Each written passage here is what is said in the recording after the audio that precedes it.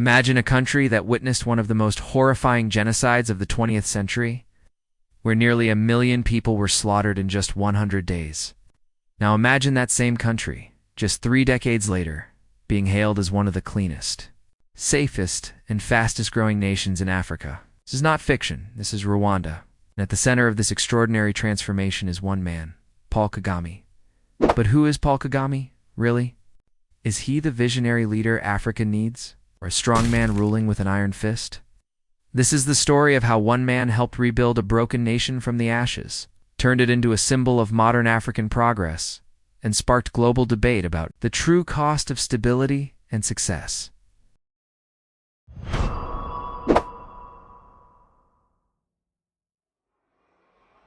After the 1994 genocide against the Tutsi, Rwanda was a nation on its knees. The economy had collapsed. Schools and hospitals were destroyed. Over 2 million people had fled the country, and countless more were internally displaced. The state itself barely functioned. It was Paul Kagame, then head of the Rwandan Patriotic Front, who led the forces that brought the genocide to an end.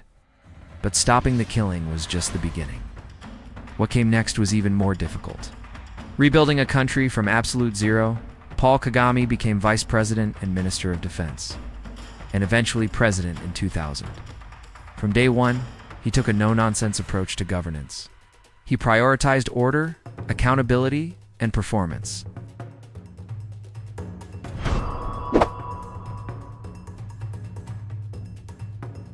His government launched Vision 2020, an ambitious plan to transform Rwanda from a low-income country into a knowledge-based, middle-income nation, and results began to show.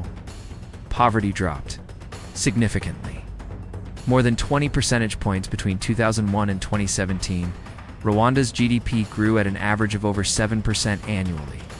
Roads were built, schools were reopened, electricity once available to less than 10% of households now reaches over 60% of Rwandans in Kigali. Once a city scarred by war, it's now one of the most organized, well-planned, and cleanest capitals in all of Africa. But Paul Kagame didn't stop at economics. He understood the power of image, structure, and behavior.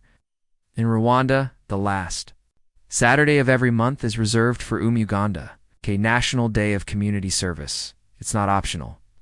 Everyone, from ministers to farmers, picks up tools and helps clean streets, plant trees, or repair community centers. This policy didn't just clean the cities, it built unity and discipline.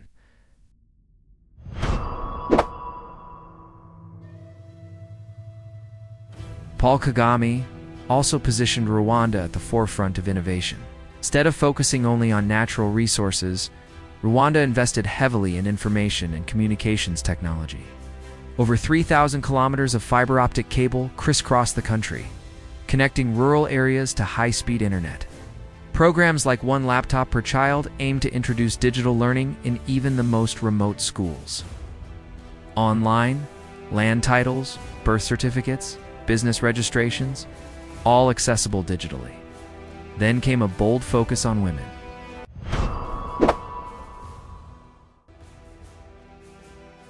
Rwanda today has the highest percentage of women in parliament in the world, over 60%.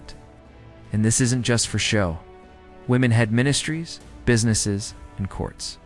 Paul Kagame's government built structures that ensure women are not just present, but active participants in national development.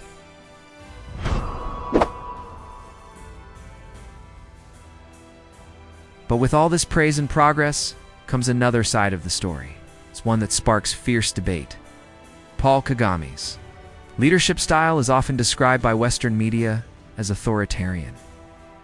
Opposition voices are few. Independent media is heavily restricted. High-profile critics and exiled politicians have reported harassment, threats, and in some cases, mysterious deaths. Human rights organizations like Amnesty International and Human Rights Watch have repeatedly raised concerns about suppression of dissent, political intimidation, and shrinking civic space.